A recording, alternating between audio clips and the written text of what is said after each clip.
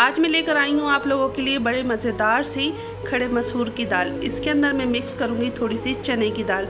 अगर आप भी गोश्त खा खा के आपका दिल भर गया है और चाहते हैं कि दाल सब्ज़ी खाएं तो आप ये दाल चावल की रेसिपी ज़रूर एक बार ट्राई कीजिएगा। तो उम्मीद करती हूँ आप लोगों को ज़रूर पसंद आएगी। और ये बहुत ही मज़ेदार सी और सिंपल सी रेसिपी है। और ये देखें 10 से 12 मैंने मिर्चें चॉप कर ली हैं और 8 से 9 लहसुन के जवे। और अब मैं दाल को अच्छे से धो लूँगी और फिर आपको दिखाती हूँ कि मज़ेदार से ये दाल चावल मैं किस तरह बना रही हूँ। बिस्मिल्लाहिर्रहमानिर्रहीम, अस्सलाम वालेकुम, welcome back my YouTube channel. खुश रहें, आबाद रहें, जहाँ भी रहें, हैप्पी रहें और हेल्दी रहें। मैं हूँ आसिया शाहिद और वेलकम करती हूँ आपको आसिया किचन एंड व्लॉग में। मैंने 4 कप खड़े मसूर की दाल ली थी और 2 कप चने की दाल ली थी। और ये मैंने 8 से 9 लहसुन डाल दिए हैं, 10 से 12 हरी मिर्चें और टमाटरों को कट लगा के डाल दिया है। और 1 चाय का चम्मच इसके अंदर मैं हल्दी डाल दूँगी। और इसमें नमक अभी नहीं डालूँगी, नमक मैं हमेशा दाल में आखिर में डालती हूँ। और 1 चाय का चम्मच भर के ना मैं कुटी मिर्चें डाल दूँगी और दाल को रख दूँगी चूल्हे पे उबलने के लिए। और जब इसके अंदर उबाल आ जाएगा तो उस वक्त दिखाऊँगी कि टमाटरों को हमें क्या करना है। तो देखें दाल के अंदर अच्छे से उबाल आ गया है और मैं टमाटरों को इसमें से निकाल लूँगी। और ये देखें टमाटरों को मैं निकाल रही हूँ, दोनों टमाटर निकाल लूँगी इसको। और आराम से इसके अंदर ठंडा पानी डालूँगी और इसके छिलके को रिमूव करूँगी। और ये देखें मैंने इसके अंदर पानी डाल दिया है और टमाटर ना यकीन करें बहुत गर्म हो रहे हैं, जबकि इसके अंदर मैंने ठंडा पानी डाला है फिर भी ना टमाटर गर्म हो रहे हैं। और देखें कितने आराम से ना ये छिलका रिमूव हो जा रहा है। इसके ना पीछे का भी हिस्सा मैंने कट करके डाला था ताकि ना आराम से छिलका रिमूव हो जाए। और ये पानी मैं डाल दूँगी वापस दाल के अंदर और टमाटरों को मैं कर लूँगी चॉप। सालन और जब दाल में पकाती हूँ ना तो उसमें हमेशा मैं इसके टमाटर का ना छिलका उतार के ही डालती हूँ। और ये देखें मैं टमाटरों को छुरी से ही बारीक सा चॉप कर लूँगी और ये टमाटर वापस मैं दाल के अंदर डाल दूँगी। मगर दाल में डालने से पहले जो झाग आया है ना दाल के ऊपर, इसको मैं रिमूव कर दूँगी।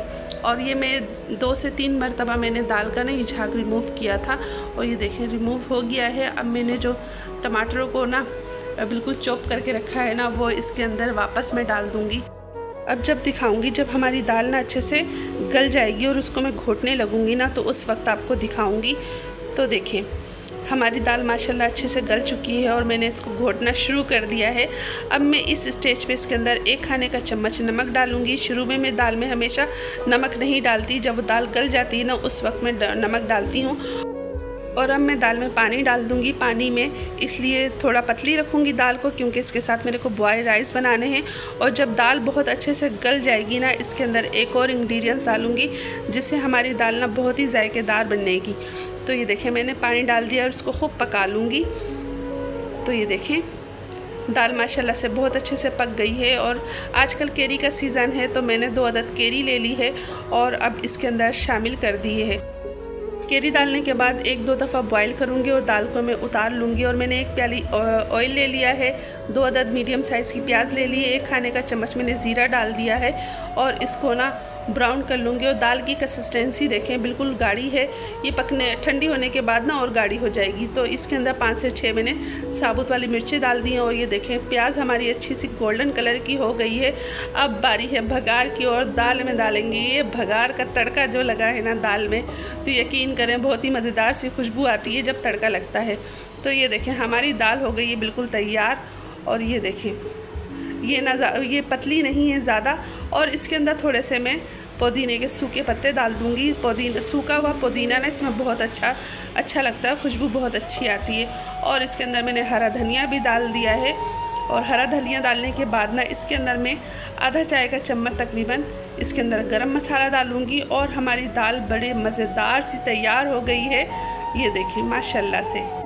अब बारी आ जाती है चावलों की। पानी मैंने उबलने के लिए रख दिया था और 1 प्याली मैंने भर के ना चावल ले लिए थे, तकरीबन 1 पाव के जितने मैंने चावल ले लिए थे। और उबलते हुए पानी में इसको डाल दिया है और 1 से 1.5 चम्मच मैंने नमक डाल दिया है, 2 टेबल स्पून मैंने ऑयल डाल दिया है ताकि चावल आपस में चिपके नहीं। और ये देखें उबल गए थे तो मैंने इसका पानी पसा लिया है। पानी बसाने के बाद 2 से 3 खाने के चम्मच फिर मैंने तेल डाला है और इसको रख दिया है तेज़ आंच पे। अब जब ये दम पे हो जाएंगे तो उसके बाद मैं दिखाऊंगी। तो माशाल्लाह देखें हमारे चावल दम हो गए थे और पक चुके हैं। अब मैं इसको सर्व करके बताती हूँ। ये मैंने प्लेट में निकाल लिए हैं चावल और इसके बाद इसके ऊपर डालूँगी दाल। और यकीन करें ये देखिए चावल निकाल लिए हैं और दाल हमारी देखें कितनी मज़ेदार सी लग रही है। और इसकी कंसिस्टेंसी चेक करें, ये ज़्यादा पतली नहीं है, बिल्कुल गाढ़ी है। और इसके साथ मैंने केरी भी डाल दी है और यकीन करें इतनी मज़ेदार सी लग रही है ना ये दाल, और बहुत मज़ेदार सी बनी थी, थोड़ी सी खट्टी चटपटी सी दाल। यकीन करें आप लोग ज़रूर बना के ट्राई कीजिएगा। अब मैं इस छोटे से प्याले में भी निकाल लूँगी और फिर आपको डिश आउट करके दिखाती हूँ। तो देखिए माशाल्लाह अल्हम्दुलिल्लाह हमारे दाल चावल हैं बड़े मज़ेदार से तैयार और मैंने डिश आउट कर दिए हैं। आपके सामने है मेरी बनाई हुई रेसिपी और ये देखें कितनी मज़ेदार सी लग रही है दाल। और इसके अंदर जो केरी है ना, यकीन करें केरी से तो दाल का मज़ा ही दुबाला हो जाता है। जब तक केरियां हैं तो मैं दाल के अंदर ज़रूर केरी डालती हूँ और ना क्या कहते हैं उसके अंदर जब भिंडी बनाती हूँ तो उसमें भी केरी डालती हूँ। तो उम्मीद करती हूँ आपको रेसिपी पसंद आएगी। अगर पसंद आए तो लाइक करें और फैमिली एंड फ्रेंड में शेयर करें। अगर आप मेरी वीडियो को फर्स्ट टाइम देख रहे हैं तो बेल आइकन को ज़रूर ऑल पे प्रेस कर दें, जिससे आने वाली हर नई नोटिफिकेशन आपको बर वक्त मौसूल हो जाया करेगी। और आप कौन से सिटी कौन से कंट्री से देख रहे हैं तो कमेंट्स में ये भी बताइएगा ताकि मैं जान सकूँ कि मेरी वीडियो कहाँ कहाँ वॉच हो रही है। इंशाल्लाह फिर मिलूँगी। अल्लाह हाफिज़, अल्लाह निगहबान। Thanks for the watching.